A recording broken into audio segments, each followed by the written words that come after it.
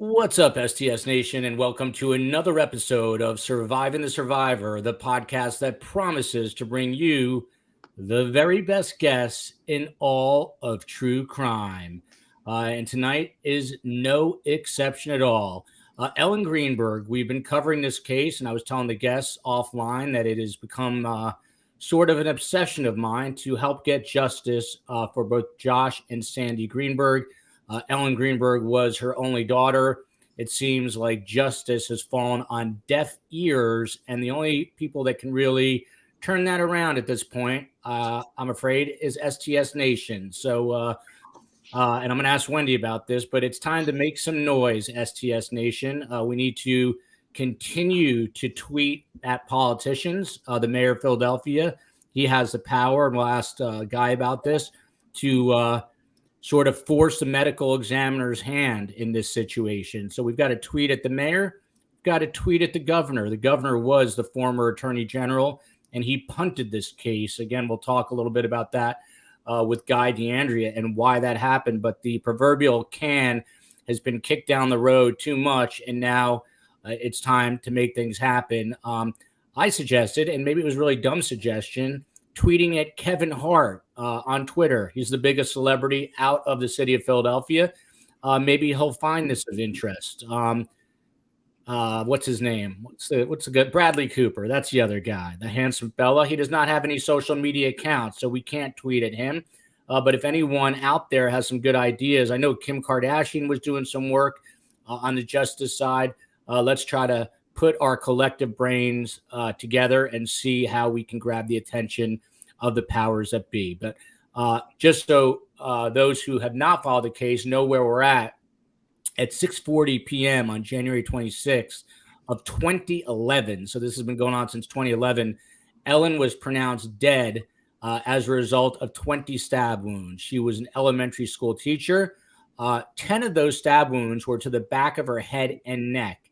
In addition, importantly, and we'll talk to Wendy about this, there were 11 other bruises in various stages of resolution on her right arm, abdomen, and right leg. Signs of domestic violence and abuse, which is a specialty of Wendy Murphy. But despite the mountains of evidence to the contrary, the medical examiner, a gentleman known as Dr. Marlon Osbourne, who is now in Florida and worked on the Parkland shooting case, believe it or not, he did an about-face and ruled Ellen Greenberg's death a suicide. Again, an independent autopsy shows that 2 of those 20 stab wounds came after her heart stopped beating, which means she was no longer alive. Kind of tough to stab yourself 2 more times when you're not here on planet Earth anymore, at least your physical being. Without further ado, best guest and a new face. Peter Hyatt is a statement analyst and instructor who teaches statement analysis and analytical interviewing to law enforcement in corporate America. He's authored the Investigator Training Manual for DHHS, the state of Maine, as well as authored the book, Wise as a Serpent, Gentle as a Dove. That's a great title. He's been interviewed extensively on radio and TV, including on Crime Watch Daily. And he was part of the Taken Too Soon, the Caitlin Markham story documentary. Wendy Murphy, I love her. She's fiery, and she's always got a strong opinion. She serves as adjunct professor of sexual violence law at New England Law Boston, where she also co-directs the Women's and Children's Advocacy Project under the Center for Law and Social Responsibility. And she's kind of smart. She's a former visiting scholar at Harvard Law. Guy DeAndrea is no schlub himself, this guy. He's a former Philadelphia assistant district attorney in the homicide unit. He discovered Ellen's file in the Philadelphia DA office, probably under a mountain and heaps of papers. And he sort of blew the whistle on this case, a hero of sorts. But we haven't gotten quite to the point that we need to be yet. Guy is now in private practice and a stellar defense attorney. Plaintiff's attorney. Plaintiff's attorney. Sorry about that, Guy. Big difference. Yeah. You can follow us on Facebook, Instagram, Twitter. We are a podcast STS, and a huge program note. tomorrow night, live, 8 p.m. Eastern Time, doing a one-on-one interview with Ross Coulthard. For those who do not know, he interviewed the UFO whistleblower, one of the biggest stories of the last year, and he is coming on live from Australia, 8 p.m. Eastern Time. Wednesday night, we're going to look at a different sort of mystery, UFOs and UAPs. He claims to know where there is a massive UFO under a structure in a foreign land, but they also happen to be here, he says, as well as potentially some alien bodies. So we are going to look at that. But tonight, it's all about Ellen Greenberg. Wendy, you're the domestic violence expert. I asked you to come on as a result of that. Yet I don't think you've followed the case quite as closely as a guy like Guy DeAndrea. What is your overall opinion on what you have seen and heard?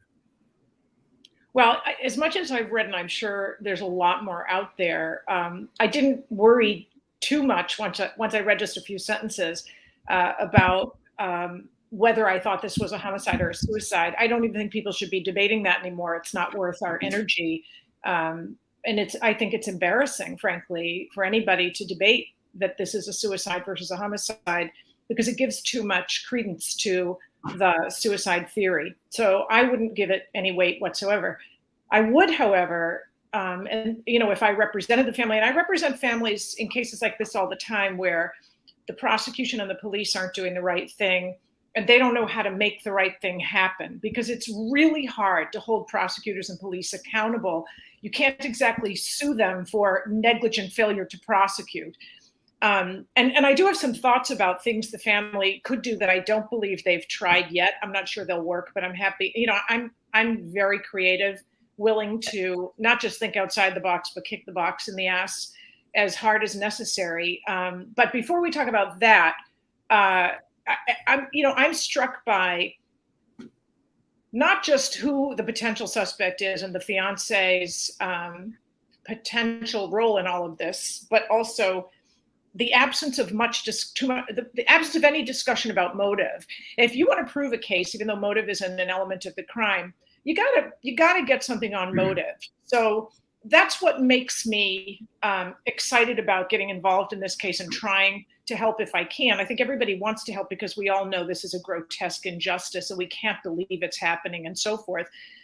So my takeaway just from reading the basics is that the history of abuse, which is important, is not getting the amount of attention it deserves, because apparently it's been reported, and I don't know if it's true, that she told people there was no abuse, that she told her psychologist there's no abuse. And so we kind of want to just let her statement about that tell us to turn the other way or look the other way, or just, assume that those old bruises aren't from abuse.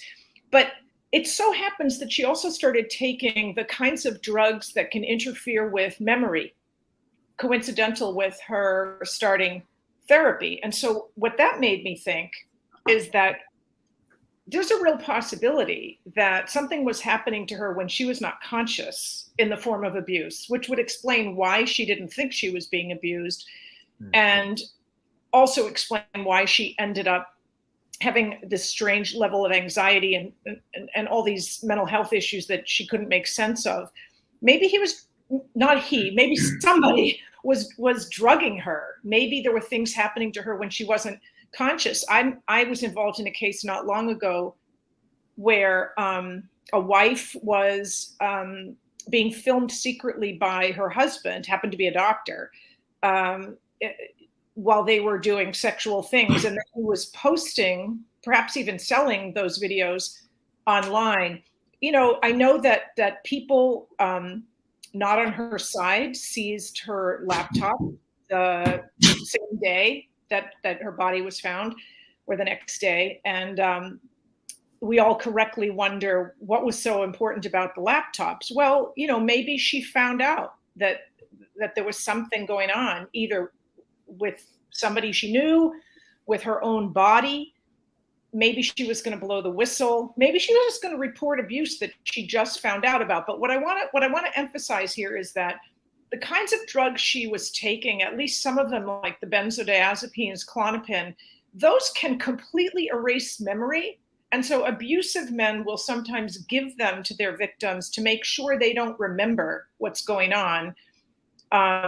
It's a nice way to get away with very bad behavior. And to the extent there's something sexual and inappropriate behind the scenes in this story, and I haven't read anything that suggested that, but a woman who suffers any kind of physical abuse, in my experience, is also suffering sexual abuse. The idea that she found out something happened, or he was made aware that somebody was on top of something. And when I say he, I'm referring obviously to the man who was the most close to her fiance. If there was something nefarious going on and she found out, or he found out that she knew, that's a very strong motive to kill someone. My biggest problem is if he's smart enough to stage the scene, and there was a lot of staging at the scene, why was he so dumb that he stabbed her in the back of the head? That doesn't jibe. And that's a concern that I have about this case. But until we really get at motive, for the possible suspect to have a motive, you just have to accept that this is a difficult case without somebody coming up with an explanation for why anyone would do this to her, rather than just saying, we all know it's a homicide. And we know that there was somebody, in the area close to her at the time. That's not strong enough, in my view, to file charges. It might be, but give me a motive. I really need to have a motive. So that was my initial take on what I read. And very thorough. CJ Drake says, I live in Pennsylvania, so I feel like I owe everyone in the chat a silent apology for our terrible leaders. It's not on your shoulders, CJ, but we appreciate it. Guy, to you, just wondering if you would like to take the baton from Wendy. Any follow-up to what she had to say there? You know the case. Very quickly, Josh and Sandy are watching tonight, as far as I know. And I know, Wendy, they would love to hear about, innovative ways that you might be able to help. We'll get to that, down the road a little bit, but I just wanted everyone to know that I believe that they are watching, and last time they hopped into the chat. But without further ado, Guy, take it away. Sure. Just following up with what Wendy had said, and I agree with, especially under the benzos, you could have lost memories. But even, more to that, what I do now as an attorney, I exclusively represent sexual assault and physical assault survivors in institutional settings. And so oftentimes it's not uncommon that the person who's suffering from that sexual trauma, that sexual abuse, that physical abuse, even to their most trusted confidant, won't disclose. I have people that I represent now 50 years later are finally coming forward to talk about the abuse sexually, physically, otherwise that they suffer from as a child. It's taken that long. We're learning a lot more in psychology and psychiatrists and everything about sort of why people do that, and there's a lot of it's common sense, right? Embarrassment, shame, all the different feelings that you have. And, clearly someone was abusing Ellen. There's no doubt about it. I mean, the physical evidence doesn't lie, right? People can lie. We always say that. Physical evidence can't. And the bruising all over her body in different stages of healing, she wasn't involved in anything that would account for that level of damage to her body. And so as a result, it has to come from someone else. And so she was being abused for at least a couple of weeks. I mean, because of the different the different processes in terms of healing. So, absolutely. And I know ultimately you're going to play that 911 call. And I know that Peter's going to have a lot to say about that, but so do I. Yeah. And right to that point, Marianne asked Peter, deception expert, what's that? What do you do? How do you get into it before we get to some of the meat and potatoes of this all? Okay, what I do is limited strictly to the words, for instance, in this case, a 911 call. And we begin with the premise that the person is telling the truth, that's a presupposition, that they are candid, that they are looking to facilitate the flow of information to help the victim. So we start on all those beliefs, and we only conclude deception if that person talks us out of that position. They have to literally overcome that position for us. And it's not a moral exercise. It's a technique that we use successfully in discerning not only truth, but the deception in cases. What sometimes can become difficult is being able to determine if someone is deceptive on, like, for example, deceptive on a 911 call. Is the person deceptive and did it, or might there be attendant guilt? I learned a valuable lesson many years ago where a father had his little toddler go missing, and she was later found killed by a sex offender. He lied in the 911 call. He was deceptive. But as it turned out, the deception appears to be related to him under the influence, not watching his little daughter, her going outside by herself. So we call that attendant guilt. It's like someone that said, I didn't kill the guy, I was just robbing the body. They'll show guilt, they'll show deception, but we have to try to discern where it comes from. What's the source of that? So I limit myself really to the words. When I take this, I have a team of analysts from around the United States, Canada, Western Europe, Australia, all around the world. Some brilliant team members. And we did this particular case a while back, a year or so ago. And what we do is each of us brings something to the table. Like, for example, we have a medical doctor, a criminologist, a brilliant one, Ursula Franco from Rome, Italy. And so she's able to weigh in on some of the forensics. We have others that are psychology experts, others that are in law enforcement, federal, state, local. So it's a team that has quite a variety of influence. We put that together, and we generally have a good track record because of it. Very, very interesting. And forgive my ignorance, but how is the practice different than, let's say, someone who administers a polygraph? It's actually similar. In fact, I work with some polygraphers to be able to help them enter the language of the person being polygraphed. So we don't introduce any new language. We have principles that we follow with that. And so where they can say, this person's having a reaction right here, we can go into the language itself and explore that language and oftentimes get more details, including possible motive. And we are going to get into this 911 call in a moment. We were debating the CTO and Space Coast and myself how much of it to play, because it's about 5 minutes long. I voted for all 5 minutes. I was outvoted. So we'll play a little chunk and then we can go back and play some more. But before we get there, first of all, as you can see, Sandy Greenberg is watching with her husband, Josh. So Sandy, know that we are thinking of you and we're all working to try to get justice. Peter, you said you worked on this case a year ago. Was that in what capacity? Were you paid to do that? Was it pro bono? Were you asked to do it?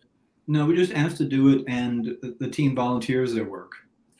They do quite a number of cases. And we did this.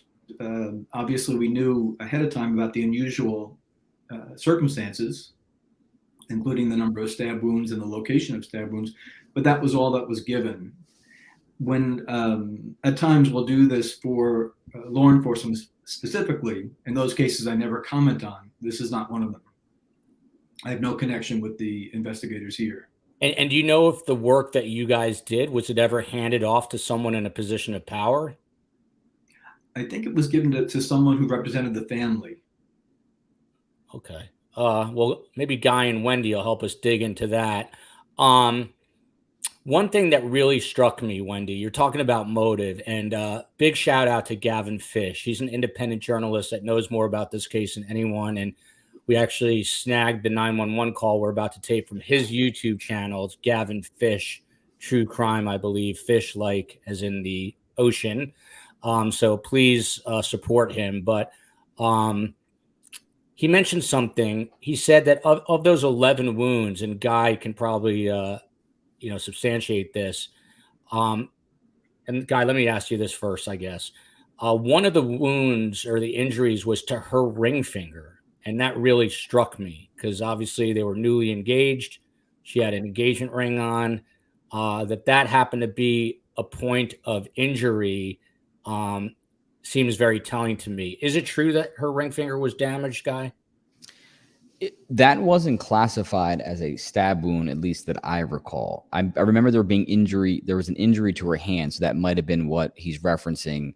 The stab wounds, as delineated, at least in the original medical examiner's report, I don't believe that was identified as an actual stab wound. These weren't the stab wounds. These were the 11 other injuries. Oh, yes. I'm sorry. I misheard you. Then yes, that was an injury. That's correct. It just wasn't a stab wound. That's correct. Yeah. And Wendy, what do you make of that? That of all the parts of the body, the ring finger where you wear an engagement ring was damaged. Well, I can speculate like anybody and describe a hypothetical story of either she confronted him with something and said, "I'm not marrying you," and tried to rip her own ring off her finger, or he did it because he wanted the ring back and he was angry with her about whatever it was, and that ring's worth some money and he wanted it. I'm speculating, but if there's a ring finger with an injury and there's an expensive ring on it, certainly common sense would tell you that there might be a connection there. But it also could just be, I know they didn't describe defensive wounds per se, but it's so easy to injure your hands if you're trying to protect yourself in some fashion. I know there were no stab wound defensive wounds, but that doesn't mean somehow that finger didn't become involved in some effort on her part. If it's an older wound, again, the fact that it's a ring finger with a ring on it, it may matter because they were engaged and then they broke up by virtue of murder. So I don't know. I mean, I wouldn't put a lot of energy into that. The thing that I want to focus on, and I know it's your show, but shut me up anytime you want. The thing I really want to focus on, and I'm eager to hear the 911 call. I certainly have read descriptions of it. And I hate getting sidetracked into things and territory where it's reasonable for one person to say, well, he sounded like that because of this. And the other people say, well, no, but, there's no right way to be when you're dealing with trauma, because you never get anywhere. There's always an argument. This is why defense attorneys make the big bucks. They can always argue that something we think means this means something else. The clarity of the crime scene as a homicide is important to start from. And then, knowing that it's a homicide, let's find a suspect and see what we can do to rule them in or out. Hypotheticals are always used by law enforcement. They paint pictures that seem to make sense to them based on the physical evidence, and then they try to disprove them like scientists, right? And if they can't, then they stick with it until they can, and if they can't, that becomes their prime suspect. This is just the way it is, and it's the normal and ordinary way to do it. Obviously, the case has been, to me, it's obvious the reason the case has been declared a suicide is because if they call it undetermined or a homicide, they have to spend resources investigating, and then the whole case goes to hell for them who want to cover it up. Because if you do even 1 ounce of investigation in this case, you end up with a pretty strong murder case. All you need is, the political wherewithal to file the charges. So the only way around that, the only way to get away with doing nothing is to not call it a homicide. Once it's a homicide or even undetermined, there has to be an investigation. So long as it's a suicide, there doesn't.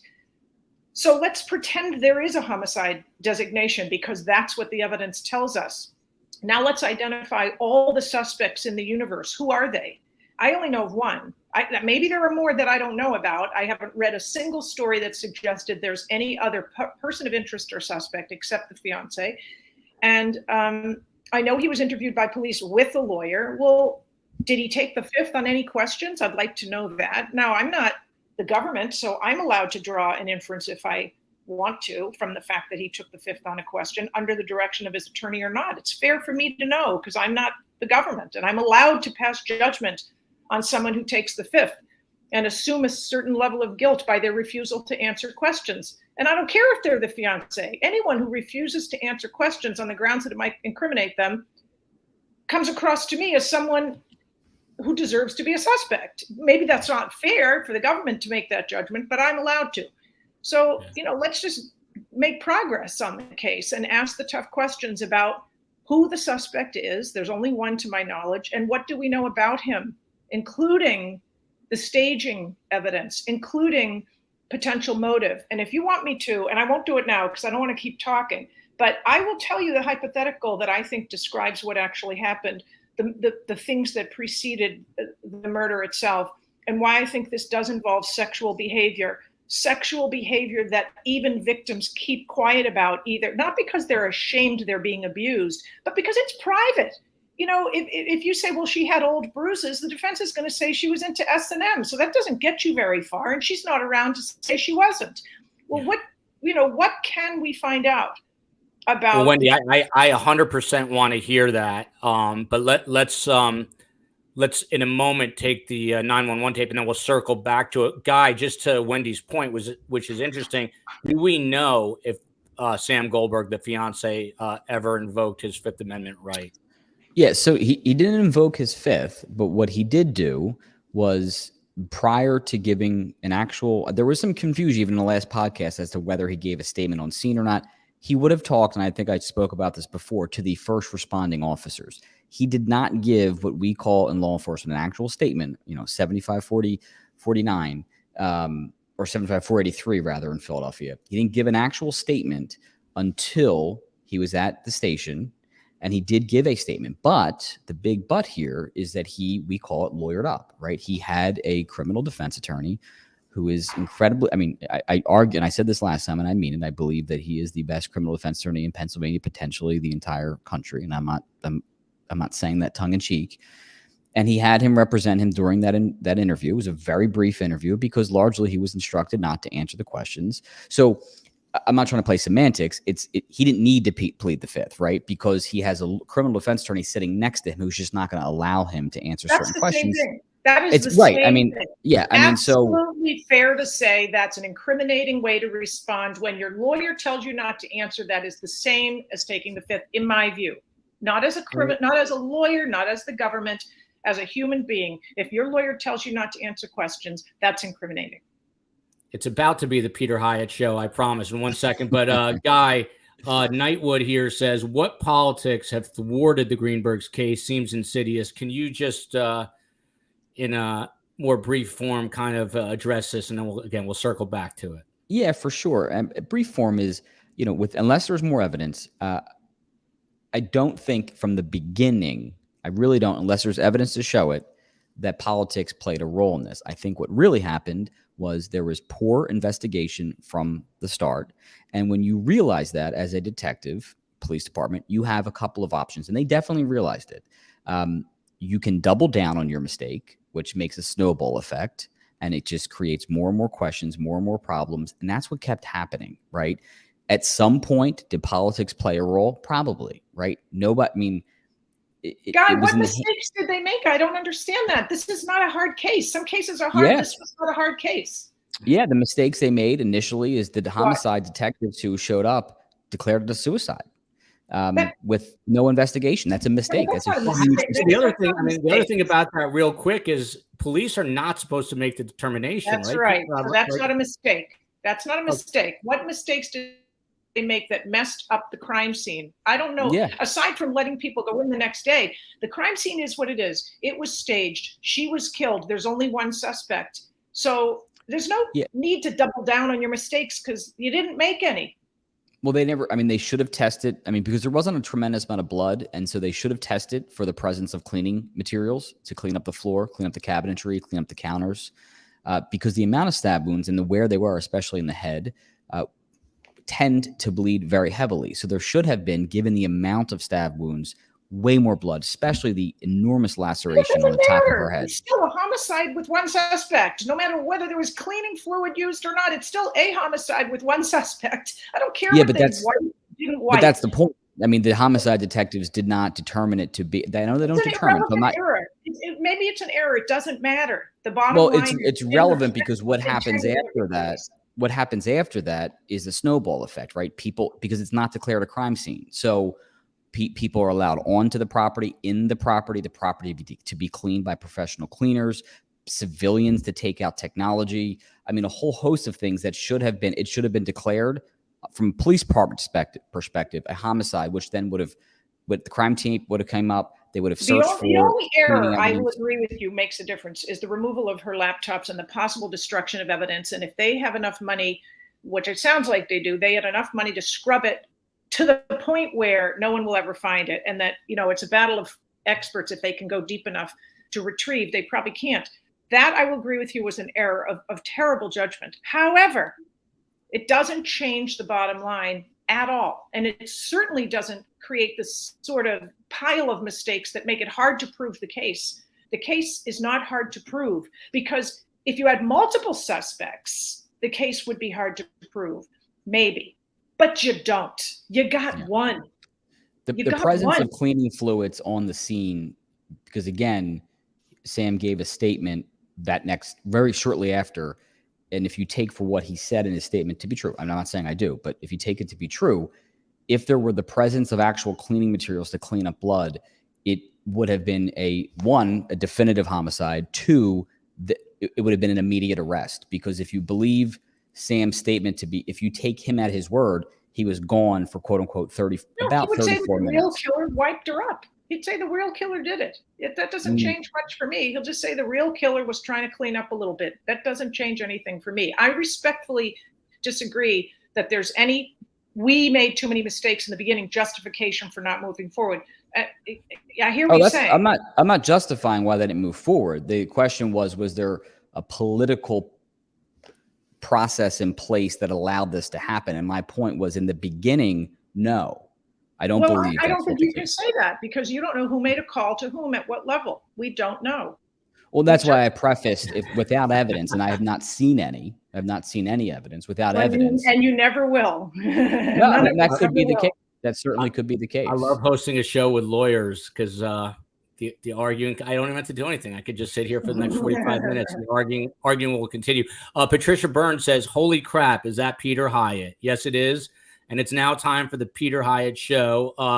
This is a 911 call courtesy of Gavin Fish, Space Coast. Roll it for a little bit, and we'll get Peter to break it down for us. Everyone, this is a 911 call. Stabbed herself. Where? She fell with a knife. Oh, no, her knife's sticking out. What? There's a knife sticking out of her heart. Oh, she stabbed herself? I guess so. I don't know where she fell on it. I don't know. Okay, well, don't touch it.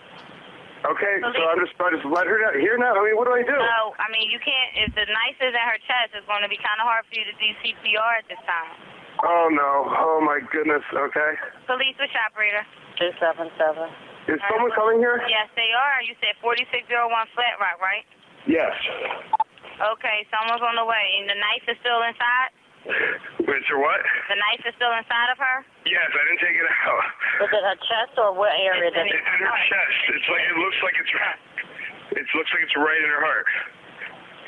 Okay, someone's on the way out there. Okay, just get. Oh my God! Oh my God! Okay, how old is she? She's 27. 27, and there's no sign of life at all. No, please don't be. What? Pinch her under her arm and tell me if she responds to pain. Ellie. She's not. Her arm and her hands are still warm. I don't know if that means, but there's blood everywhere. I mean. I know, but you can't, and the knife is still inside of her. How far? Can you see how far it went in? It looks pretty deep. Okay. It looks it's a long knife. Don't touch anything. Yeah, don't touch anything. Okay. I'm not touching anything. I can't believe this though. So wait, it was just you there with her? We're the only ones here. And she ran in the door. You said latched it shut. No. I went downstairs to work out, and when I came back up, the door was latched. Space Coast, let's hold it there. It wasn't like it was. So that's a bit of it right there. Peter, I'm not even going to ask you a question. How do you analyze that portion of it? Okay, the 911 call is the first interview. It is the first interview. It is something that is just essential. If it's possible, go back to his first words. It's going to be the most important thing. What a person says first is going to be their priority. Space Coast, let's rewrap that. Okay. All the way to the beginning, Peter? I'm sorry, all the way to the beginning? Yep, just to the first answer that he gives. It generally is the most important. I'll give you an example of why. Okay. Space Coast, let's get there. I'm going to bring it back up. We're going to go. This is courtesy of Gavin Fish. We'll let it play out for a little bit off the top here. Yeah, just a minute. Okay, 1 minute off the top. Help! I need a now. I just walked into my apartment. My fiance's on the floor with blood everywhere. What is the You address? can stop there. 4601 Stop it Flat there, Rock please. Road. Please come help. Okay, All right. so we're going to take this exercise and we're going to believe and trust in his words. Picture that he is probably someone that has 20 or 25,000 words in his own head with his own personal dictionary. He is going to decide under the duress of what the situation is, what words to use, when to use them. And we're going to trust those words to guide us. And the case I was referring to earlier, Sergeant Randy Long presented it to me while I was teaching and asked if we could analyze a 911 call. And we did. And we concluded that the caller killed the victim and her son, and that we knew when he did it, and we also knew the motive in there. And then he sprang on us the details of the case and the case file and everything else. The detectives had cleared him, the suspect that I'm saying is guilty. He had passed his polygraph.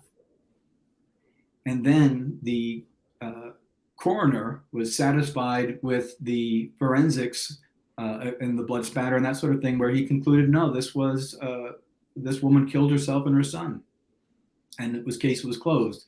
The DA said he would not reopen the case unless the coroner was willing to change his finding to undetermined. So I sent him the analysis of only the 911 call. I mean, no record of anything outside of that 911 call. He said, this makes sense. And so they reopened it as indeterminate, and a new investigation began. 2 years later, we had a conviction and somewhat of a jailhouse confession as well. It was in his words. And the first thing that he said was, 2 people just killed themselves in my house. I believe him. What he's doing is he blamed his girlfriend and he blamed a 7-year-old boy or 6-year-old boy. 2 people didn't just do that, but I'm trusting in his words to guide me. And let's take a look at He said the same thing. This guy did. Well, bring it back up, Peter. Bring it back up. No, it's okay. I have the words, the first opening words here. He asked for help. I need. And guess what? I believe him. I believe he's got a need. I believe he needs help. I'm trusting his words to guide me. He's choosing those words in less than a microsecond of time, under great duress and pressure. So I'm going to let these words guide me.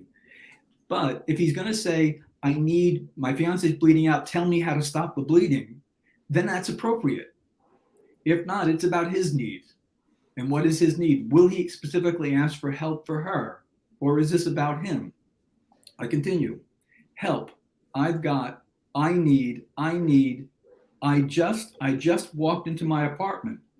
Now, I know from outside the case now, as time has passed on, the word just is a comparative word, is speaking of time. The element of time is present. If you just broke in to an apartment and you find that your fiance is bleeding, now he has this information as he picks up the phone, would you say that you just walked in? That's the type of language that we see in scripting. Someone that has rehearsed it or practiced it or decided what was the best word to choose. Say that one more time, Peter. I'm slow on the uptake. I apologize. Say that one more time. Picture yourself having to break down the door. You've been calling for her. She won't answer. So you have to break down the door. Would you describe it as just walking in? Do you know how many 911 calls of children that have been murdered begins with, hello, I was sleeping and I just woke up and my daughter's missing.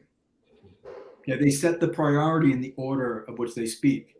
And I'm concerned right from the very beginning that he's setting an alibi, a linguistic alibi for himself. He wasn't there. I just got there. And then the word walking is to slow down the pace. You burst into a door, you find that. And then remember, this is all momentarily hindsight. He's already seen her.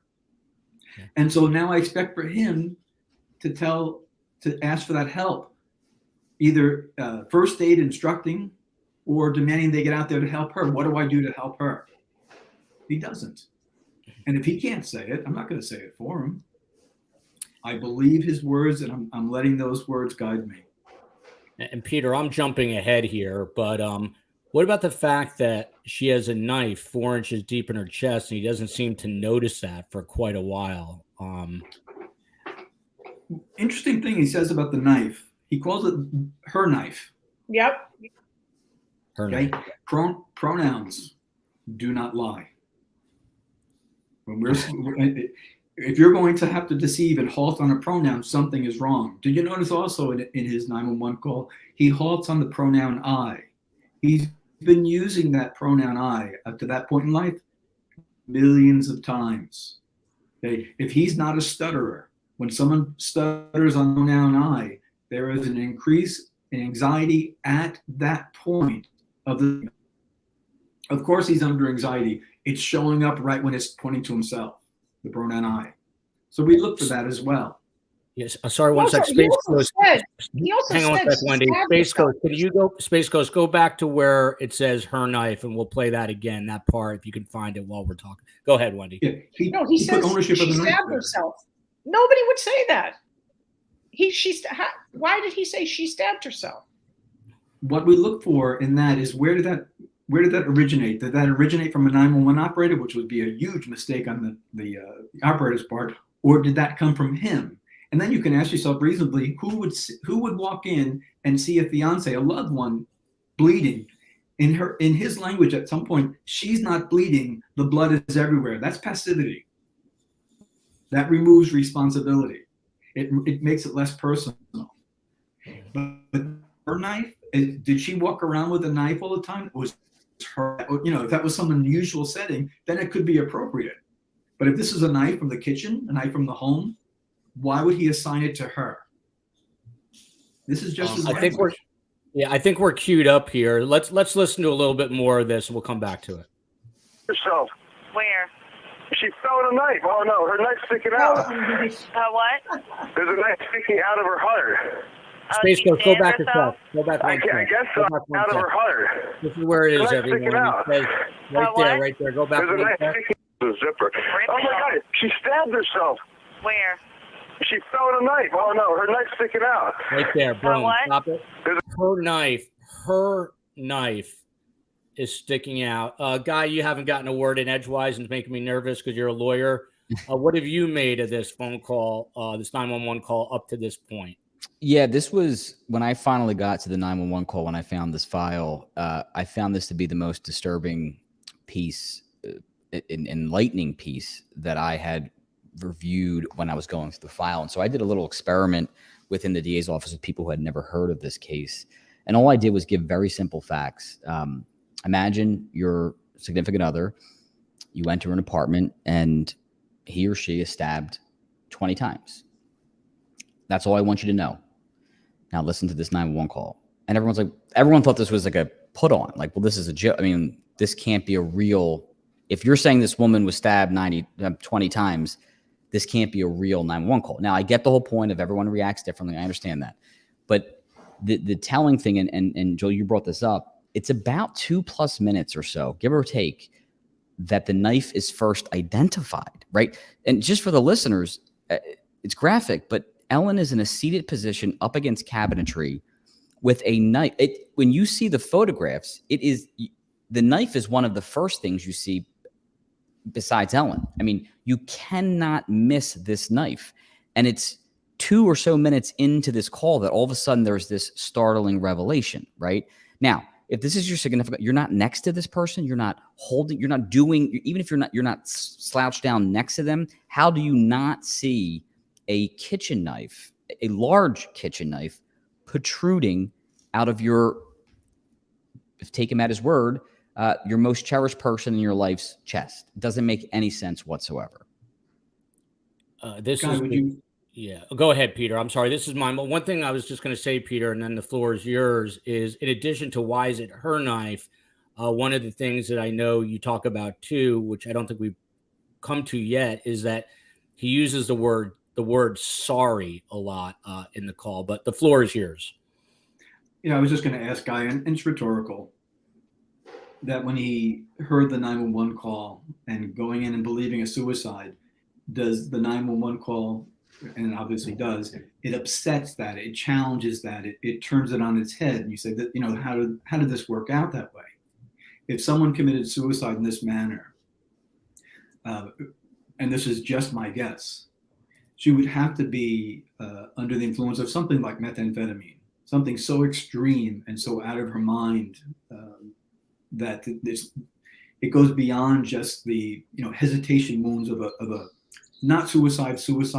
That I'm going to bear some of those things. This is rage. No doubt. And to have that type of rage against herself, I think she'd have to be heavily under the influence, more than just psychotropics. No doubt. And I've always, Peter, I've always said that the wound there's a lot of wounds, obviously, that trouble me. The wound to the top of the head, the smack wound, it looks like she was hit on the top of the head with the sharp portion of the knife. It is so troubling because people can harm themselves in all sorts of ways. And I don't disagree. For someone to do this, it takes a special level of either intoxication of some sort or mental illness. But the wound to the head, it just screams of anger, of rage, the word you used. And it's not a sign of someone who's trying to kill themselves, right? There are all sorts of studies and showing that there are people who do hesitation, obviously stab wounds. There's people who do test stab wounds. I've never seen 20, but the laceration to the head, I always found to be the most troubling of the injuries. Wendy, in all your time with domestic violence, and you're one of the experts in the country on this, you ever heard of a young woman stabbing herself to death with 20 stab wounds? No, listen, I was a prosecutor for 5 years. I prosecuted some homicides as well as an awful lot of sex crimes cases. That was my expertise. So I handled female victim cases for years. And I've been doing that work as a private attorney. A lot of DAs do what I do, ex-DAs do what I do, but I represent victims all the time. I've sued Harvard, Yale, Princeton. I go after institutions. I go after perpetrators. I sue now on behalf of victims of abuse and violence, but I also still do a lot of volunteer work on behalf of victims just to make sure the system works as it should.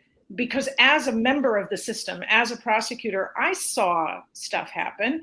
And now on the outside, I can be an irritant to make sure things are at least known to families. Families don't know what the criminal justice system is supposed to do.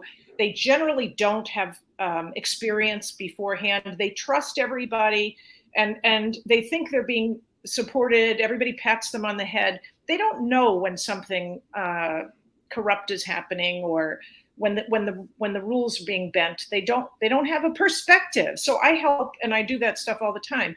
But in terms of your question, and so this is why I've been doing this for over 35 years. I can promise you, not only have I never seen any suicide remotely like this ever, I can guarantee you, and I will eat my shoe on your program live if I'm wrong, no person, male or female, has ever committed suicide at all like this ever in any country on earth. That's the end of the discussion about the wounds, okay? I think we can all agree it's a homicide, and we can all agree there's only one suspect. And now the question is, assuming this 911 tape is fair game to come in as evidence, and that's all I know, is that there's one suspect, it's a homicide, and I get the 911 tape, I'm going to trial. I'm charging the person, I'm going to trial, and there's no way a jury's going to let the person who made that 911 call walk. And there's a boatload of evidence on top of that. So why are we here? This is what I think we need to talk about. We know strong, more than proof beyond a reasonable doubt, and then some. So why is it not being charged? Forget investigated. It's already chargeable. Why isn't it being charged? And where I part company with a lot of people on this story is I wouldn't spend a dime going after these politicians. Go after the AG, go after the mayor, go after the governor. They can wait this out. They can and they will wait this out. Throw the football over there. Blame them. Wait another. Oh, we're going to do an investigation. We're going to do. So Wendy, what do you do? You know, I mean, what do you do? Well, what I would never do is let a government official take it from another government official and believe that they're actually going to do something different. That is not going to happen ever, ever. Even if every news organization in this country does story after story, it's not going to happen. I think the only way to make something really happen in a case like this is to get the people in the community, everybody, to put up lawn signs, billboards, bumper stickers, and you have to get protesters out there. Now, I don't think people appreciate this, but it's important because we saw it during the O.J. Simpson case. We saw it during the nanny trial in Boston. We saw this in virtually every high-profile case where you've got all these protesters outside with a sign. Michael Jackson, they paid protesters at the Michael Jackson trial. I was there. I forget which news organization I was working for at the time, but I was in Santa Maria. There were protesters outside the courthouse with signs cheering and yelling, Michael, Michael. Well, guess what? After the cameras left, when he arrived in the morning, the cameras left, they left because they were only paid to be there for a certain amount of time. Then they got paid to come back at the end of the court day, Michael, and then they disappeared. You can pay protesters. And if the family has the money to do it, they should pay protesters to be outside any public place that matters on this case. I don't care if it's in front of the DA's office, which is where I would focus my energy because the DA has the power. Whichever DA has it today, the DA has the power. Make it a political issue. The next time there's an election for district attorney, make this case a front and center issue. Go to every single debate the DA has with their opponent. And you make it very clear that the DA that's going to win is going to be the one that files charges. The DA is an elected official. Why would you ever vote for someone who's not filing charges in a case like this? Vote them out of office. Vote the next person in based solely on this case. It takes money to do that. You got to organize people politically, mobilize people politically, signs everywhere, protesters everywhere. Pay the protesters to be outside the office of the district attorney every day, starting tomorrow until the next campaign. That will get charges. STS Nation, it's survivingthesurvivor@gmail.com. Need your help to organize this. Josh and Sandy have actually talked to me about people who were planning to protest. They are from Harrisburg, the epicenter of the state there.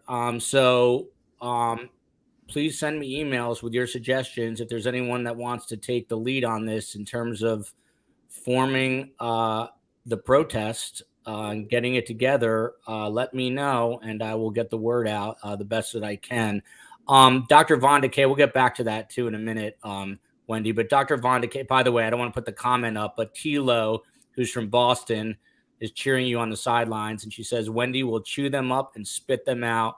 Go, girl! The Boston camaraderie there. But Dr. Von de Kay says, Peter Hyatt, I am so excited. I have followed Statement Analysis since its inception. He has taught me more than any professor I've ever had. I am so happy. Peter, maybe I'm totally wrong, but when I listen to this, and I am a nobody, but I am the son of a psychiatrist and a social worker, so I'm kind of tuned in a little bit.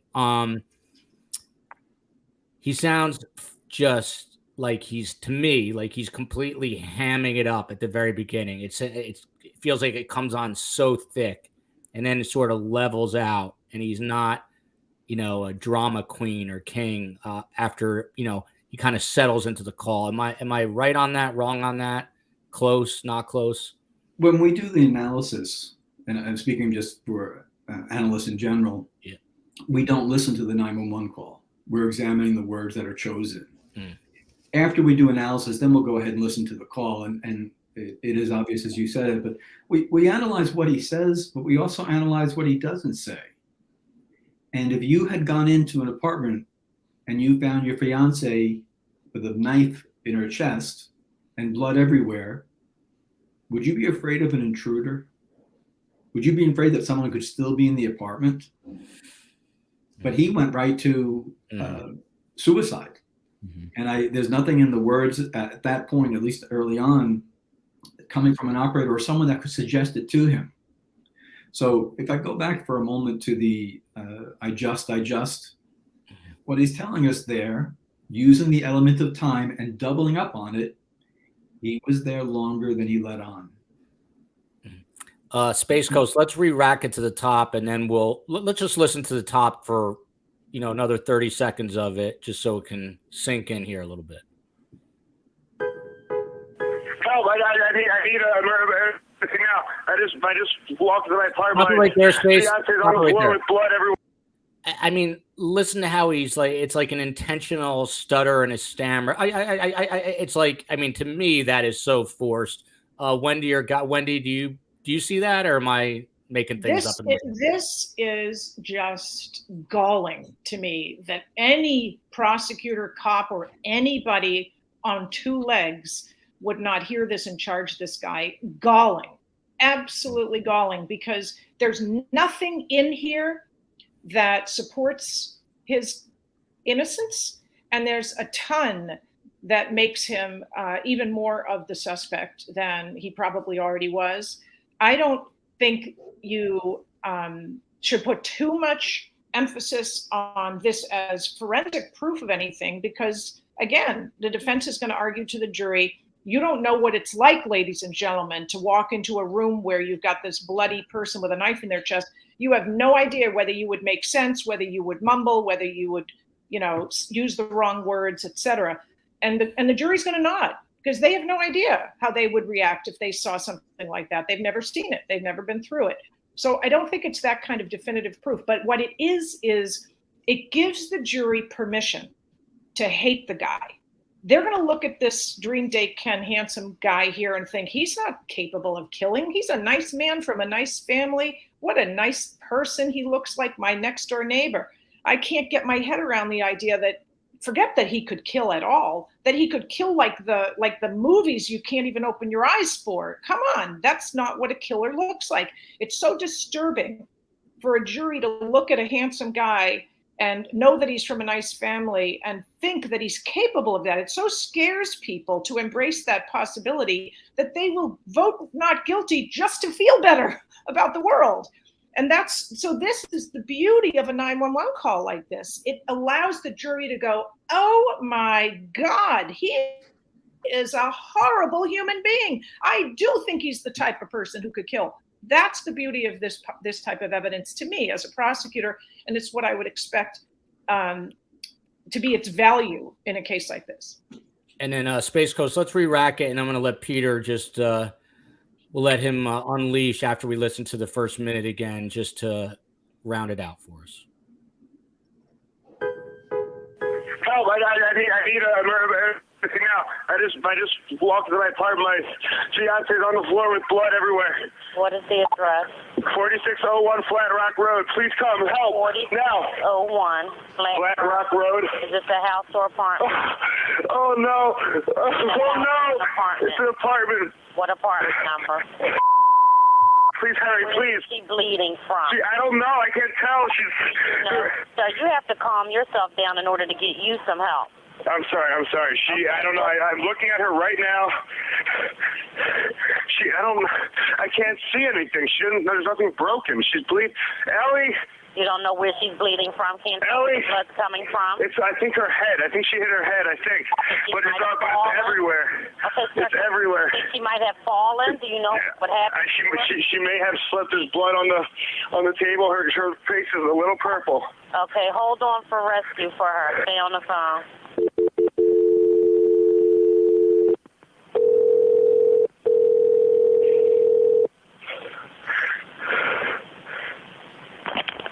Fire Department 842. What's the address? No, 4601 Flat Rock Road. Please hurry. 4601 Flat Rock. Yes. What's wrong? I went downstairs to go work out. I came back up. The door was latched.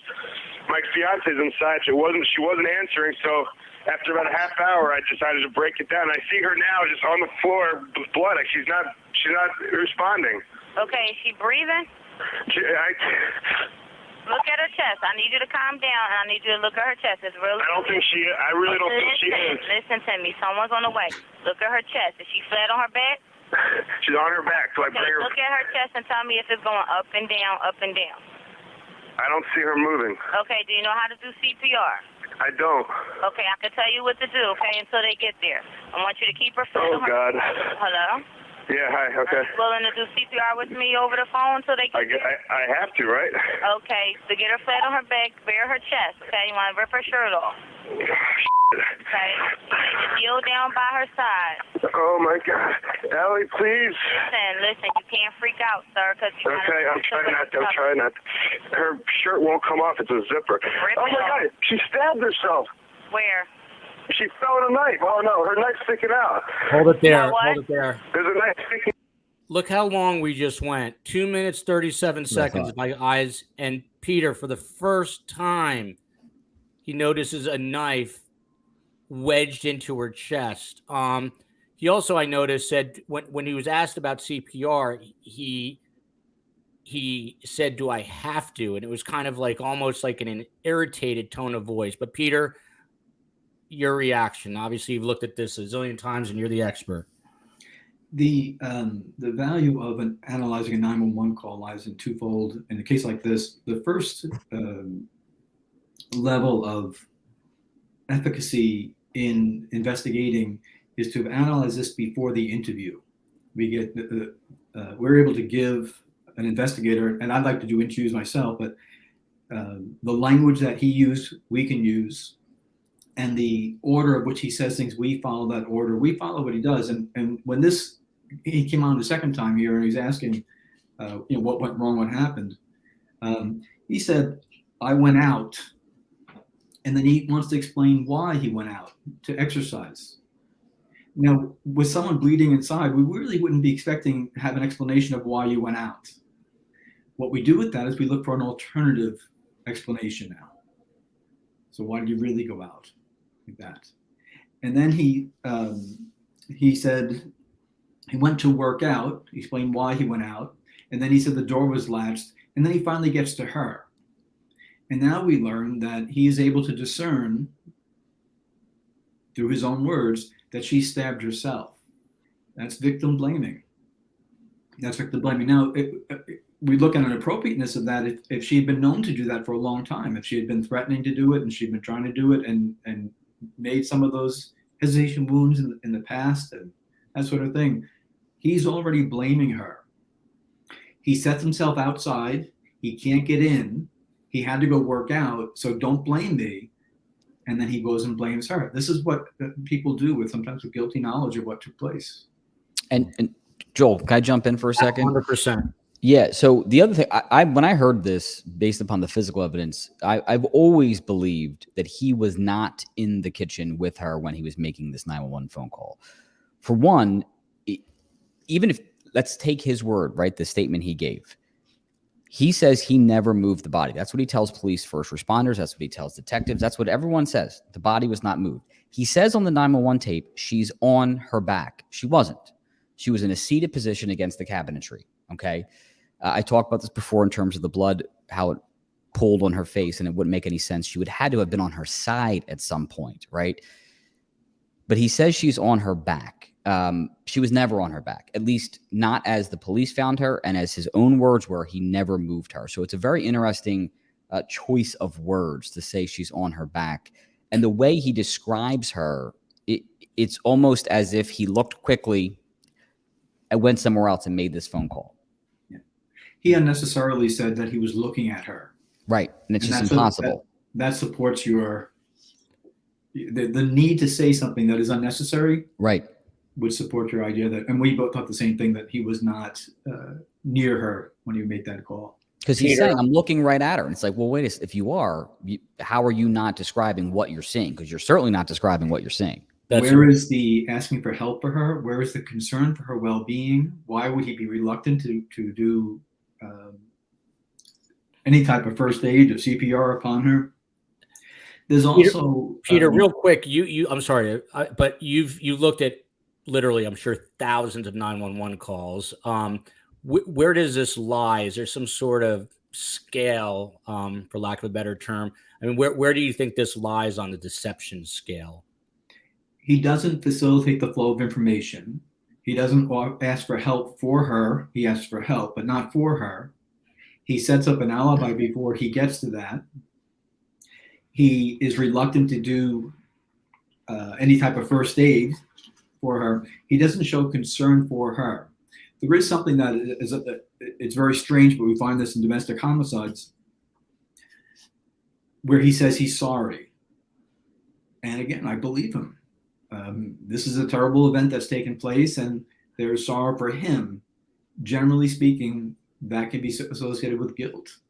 That a guilty person says that more often than not, than people that don't. He doesn't go, and this is what gets lost in this. He doesn't go directly to her needs. He doesn't go to what he's just found, the most startling thing. He goes to other areas, including stepping outside to put himself linguistically outside. Brianna, by the way, says Gavin Fish, I'm seeing is a lot of coverage on this case. No one knows more about this, arguably, than Gavin Fish, except for maybe Guy DeAndrea, who's here right now. But they both know a hell of a lot. I agree with Wendy Murphy 100%. My dad, who is a trained psychiatrist at the University of Geneva in Switzerland, which at one time was one of the best in the world, after all his studies, 3 words was a lot of the advice that he gave, which was just do it, from Nike. He loved that slogan. When anyone was stuck, just do it.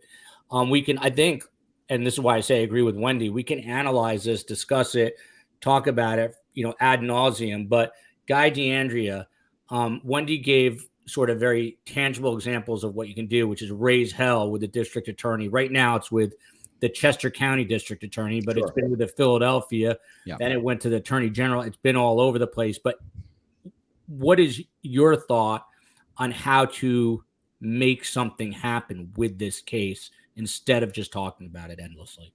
Yeah, I mean, it was never going to happen. If it was in Philadelphia, it was never going to happen with this elected DA. And if anyone I assume that anyone who's not from Philly wouldn't appreciate that. He has ran on a campaign and has consistently won. It is his goal to release murderers, not put people who kill people in jail. So he would have no appetite whatsoever to prosecute this case. The other district attorneys around the state, some do, some don't. I don't think they're going to change. I agree with Wendy to that aspect. I don't see a change because I imagine they're evaluating this just like a lot of prosecutors would. And I don't necessarily agree that it's a slam dunk case. I mean, the 2 examples that Wendy gave, which was O.J. Simpson and Michael Jackson, we both know how those turned out, and those were slam dunk cases. So in this case, you have to believe. So if this was a homicide, right? And I do believe it was, it could not have happened at the time that he was at the gym. And let me be clear, he was at the gym. That is provable, right? There is video of that. So if this was a homicide, it had to happen beforehand. And so I think some of the challenges in the evidence that was or wasn't collected is where that lies, right? If a prosecutor wants to put the entire case on, he did this, if let's assume they arrest the husband or the fiance, he did this and then made up this alibi about the gym. That didn't happen. He went to the gym for 34 minutes. He did do that. And when he came back, he was not back in the apartment. Again, that's provable. There are eyewitnesses who were outside the apartment for the entire time that he was banging on the door, and they gave statements to police. So my point is, it couldn't have happened from the 5 o'clock time frame to about the 6:30 or so time frame that the police ultimately show up. It had to have happened, if it's a homicide, prior to that. And I think that's where some of the challenges, given the lack of investigation that should have been done, that wasn't done, because definitively, it doesn't matter. It's a homicide with 1 suspect. That's all I care about. If there were multiple suspects, I would care more about what you're saying, and I would worry more. There's only 1 suspect. There's a clear homicide. The 911 tape is very powerful evidence, at least the kind that you need to be able to get the jury to think he's guilty. OJ is not remotely comparable, because race and the racism in that case that overrode the evidence isn't present in this case. If anything, you're going to get a nice jury that says this entitled little bastard thinks he could get away with this. They're going to hate him. I mean, you're more likely to get a jury willing to say this entitled white kid thinks he can get away with this. And we know black guys in Philly are going to prison all the time for, selling marijuana. So you're having a much better chance in a case that you think, even if you think it's weak. But I'm not even citing all the evidence. The fact is, the motive is in the laptop. And if we can find out what the motive is, to me, that makes it, unassailable. But even without that, you have a case where you have only one suspect. When in the whole world of possible people, there's just one, you cannot not charge. Better to charge and lose, but you cannot not charge. That's just irresponsible. And there are lots of homicide cases that get charged primarily because everybody agrees there's only one suspect, and life is very, very precious. And you can't do nothing.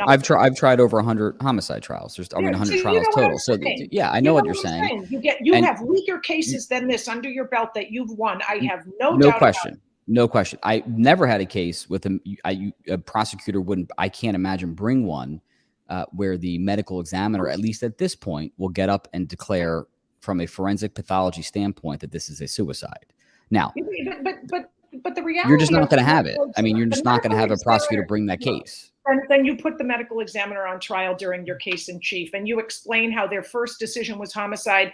Then he changed it to suicide. And then you ask him how much money he got in between. That's what you do. If you have to destroy your own corrupt witnesses, you do it.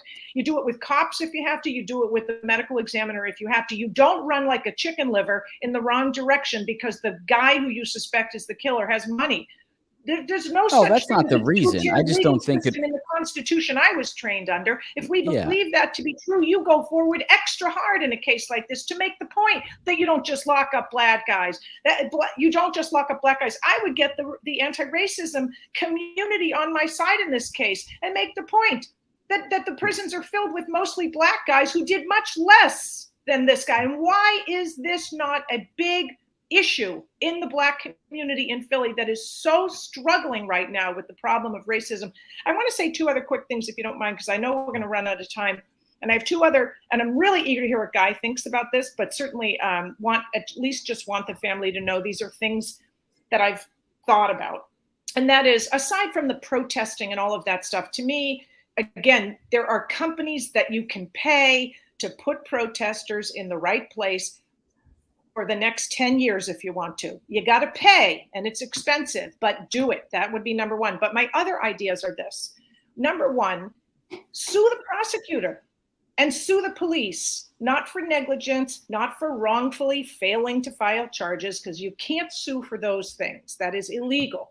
Sue them for sex discrimination, because you will easily find a boatload of other cases where a similar thing happened, a man got killed, and charges were filed. And you can at least make a prima facie case that not charging in this case is because the entire system discriminates against women. I guarantee you that Philly and whatever other counties are involved at this point has incredibly powerful statistical proof that they disproportionately fail to file charges when the victim is a woman. I promise you that data is there. I guarantee it, because I wrote a Supreme Court brief not long ago where I gave that data to the Supreme Court to prove that in every state in this country, every court system is biased against women in terms of charging decisions, in terms of who wins custody in family court cases. I could go on, but this is data with which I'm very familiar. You can file a sex discrimination lawsuit. And what do you get out of that?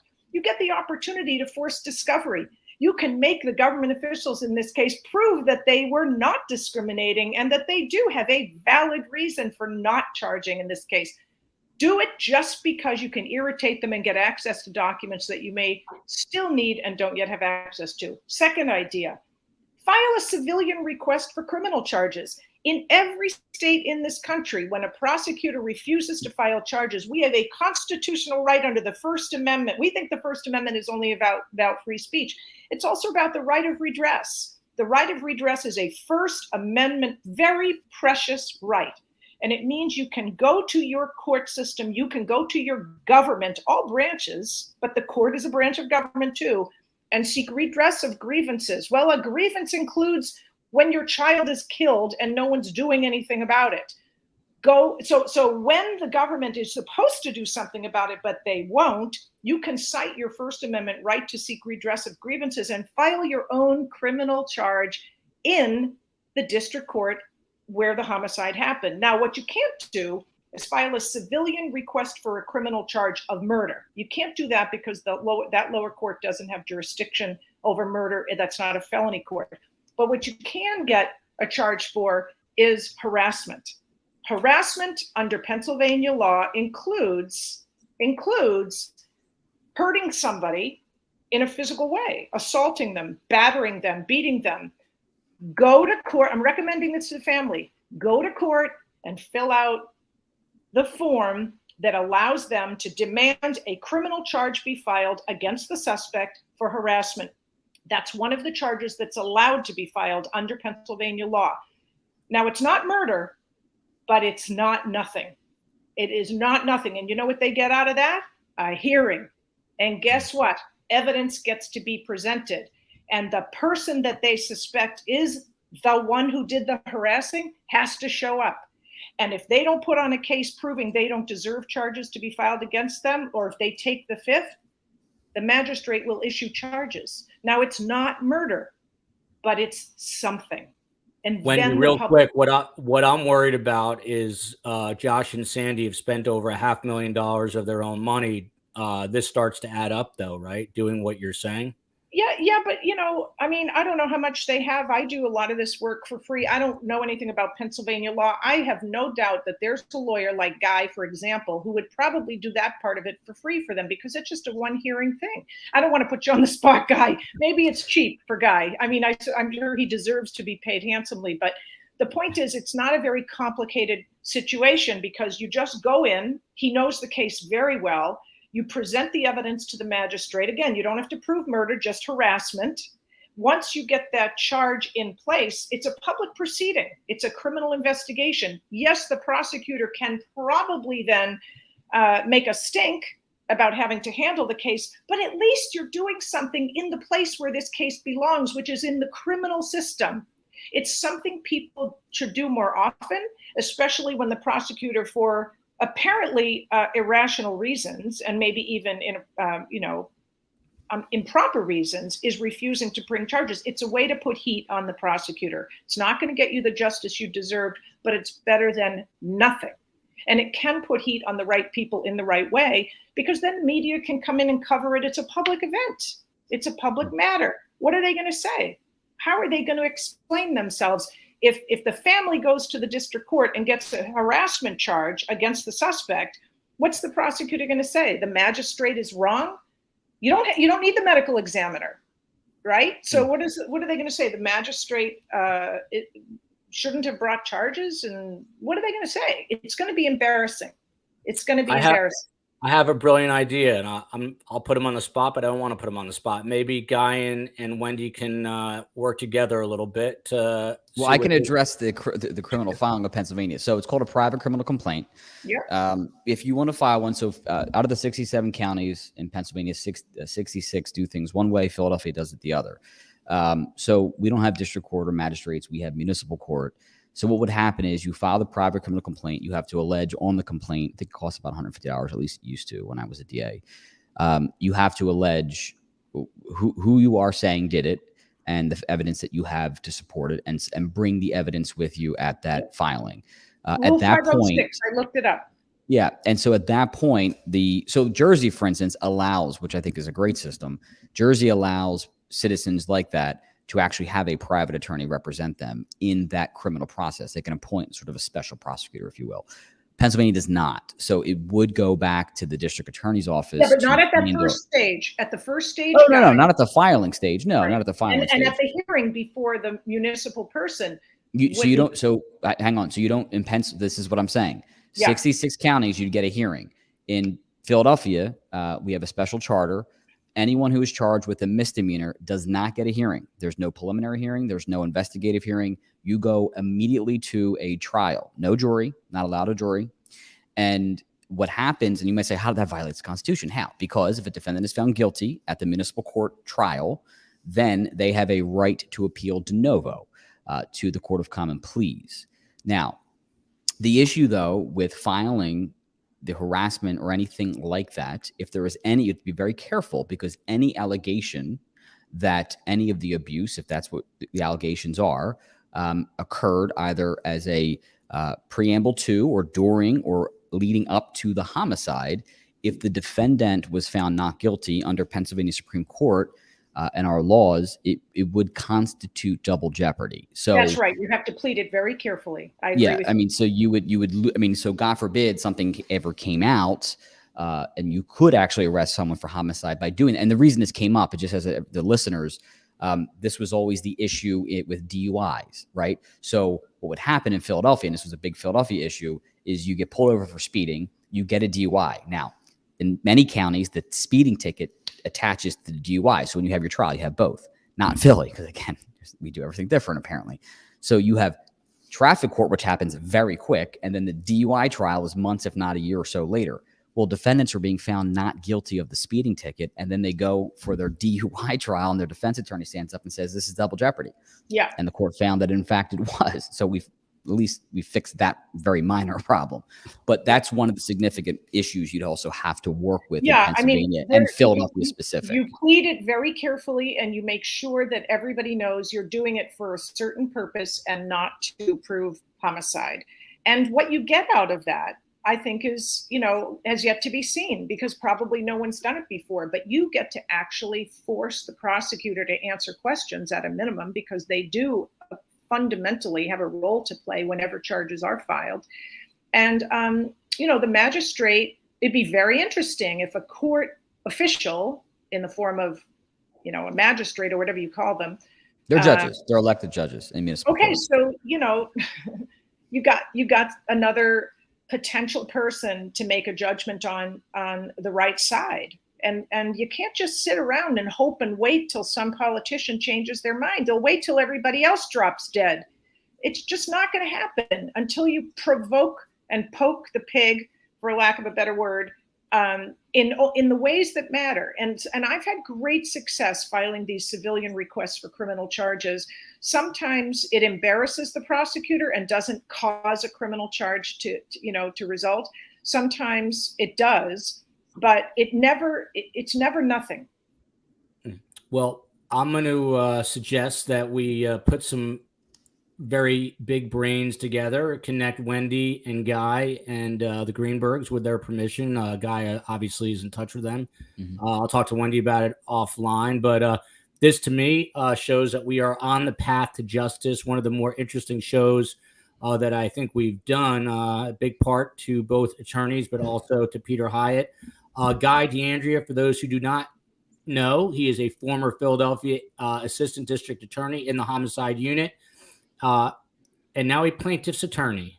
So I got it right the second time. Yeah. Guy, CJ Drake writes, what can a layperson, this is what I was asking Wendy, what can a layperson do to help shed more light on this case? Petition, email Philly officials. Sounds like Wendy says, don't bother with the officials, go straight to the DA. What is your suggestion? Well, I don't think I'm sorry, go ahead. Yeah, the officials, I don't disagree. I mean, the officials, we don't have to discuss really whether they will or won't. They do something. They've proven they won't do something, right? I've never, it's interesting. Sandy and Josh, I've spoken to on the phone. I've spoken to many times. I've done everything I can to give information, help them, because it's just horrific. I never met them. I've actually never met them in person, and I've spoken, and I know one day we have to meet. So Sandy and Josh, that has to happen. But they've seen this whole process. I mean, this has been a travesty of justice since January 26th. There's no question about it, from the criminal justice system. And I don't even like to use the word justice in this case because there isn't any. The push has to be, I do strongly believe in their civil case, and I really believe that they're having a novel and groundbreaking potential lawmaking here in Pennsylvania with this case. And, lawyers always say bad facts make bad laws. There is no better case. And it's so sad to say it that way, because at the end of the day, this case is Ellen, right? But there's no better case to change the law in Pennsylvania that will allow for a quicker, ideally, review of a medical examiner's report that doesn't make any sense, or a medical examiner finding, right? We don't have that right now in Pennsylvania. So that groundbreaking decision not only will help Ellen, I think it will help so many other families throughout the Commonwealth of Pennsylvania. And then that, if that can happen, and then it does get changed, because it should be changed based upon the evidence, it's a game changer. It really is a game changer. I don't agree with that. I think it's a waste of money. And yes, it's nice if you win that. And yes, it's nice if there's some accountability. But it doesn't change the fact that even with a designation of homicide, that the same political officials can continue to do nothing. And they will. And they'll just drag it out, and it'll take forever to win your case, and blah, blah, blah, blah. And they don't care. So change the thing to homicide. They'll still do nothing, and no one will have the power to make them do something just because it says homicide, because they'll say in their discretion, they've already reviewed the case and nothing more needs to be done. So I'm not saying it's worthless. I'm saying on this case, it's a waste of time because memories are going to fade. Emotions are going to fade. You got to act while the iron is hot. And by the iron being hot now, the question is, how can we make it hotter? Well, it's hot now. How can we make it hotter? Lawn signs on everybody's lawn, billboards. Somebody needs to put up billboards in every area of town, and they should be sassy and extremely poignant about why they're up there, right? Don't just say, it should be something like, don't elect these people because they, don't care about dead women or something. It's got to be very bold. And remember that when the next election comes around, if the same guys get reelected, the ones that are tanking this case, then it's your fault. It's your fault for not doing what you need to do as voters. I mean, people want to know what they can do. You voted these people in. They're all elected officials. Why are you voting them in? I'll tell you why in Philly. So first, I mean, I'm not making fun. I'm serious. We had to come up with a different solution because there is no lawns in Philly. So there's no lawn signs possible. We have row homes. But the other thing is that this is the second time our a DA got elected. When he took office, Philadelphia, it's still horrific, but Philadelphia had a homicide rate around 280 homicides. After his first year, it skyrocketed to nearly 600. People who were committing homicide, shooting at police, when the negotiators would arrive, the person they would ask to speak to was not defense attorneys, not lawyers that would represent criminals. They asked to speak to the elected DA.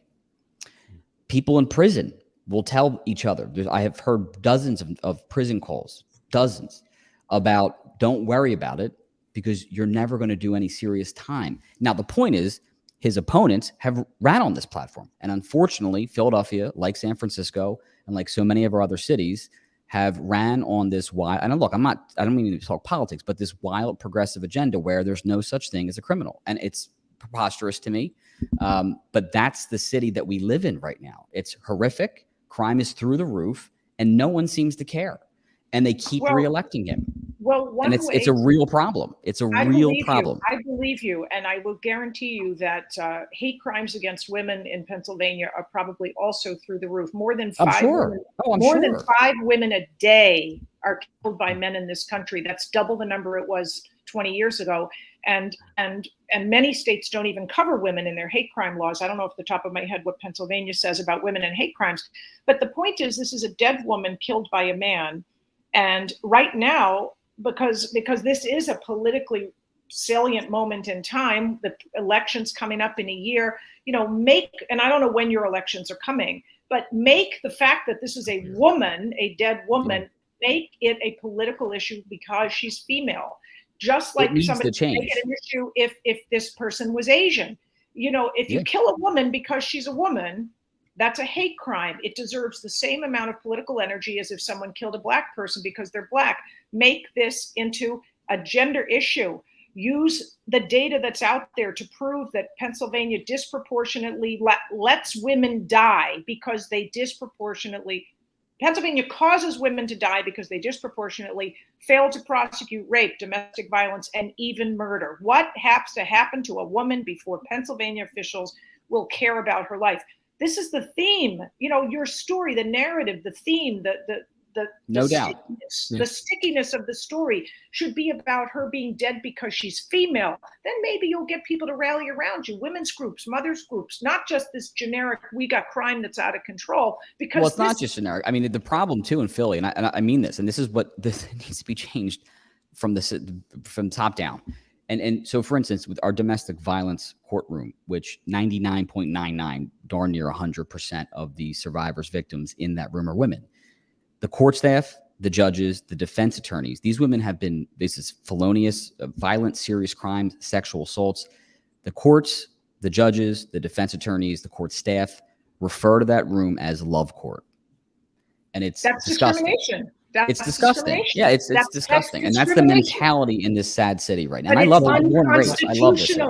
It's unconstitutional to treat violence against women as a second-class problem. This is a perfect example of the problem. File a discrimination lawsuit. Make this a national, lightning rod to the issue, which is a problem in every state. Make her case symbolic of all the dead women in every other state. You can blow this up in so many ways if you turn it into a story about men who kill women and walk free, because that's an epidemic in this country. And that's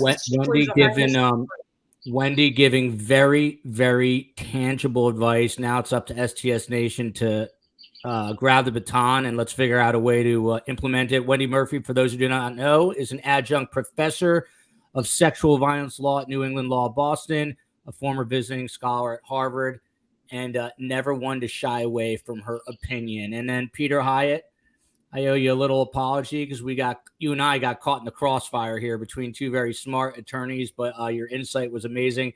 Peter Hyatt is a statement analyst and instructor who teaches statement analysis and analytical interviewing to law enforcement in corporate America.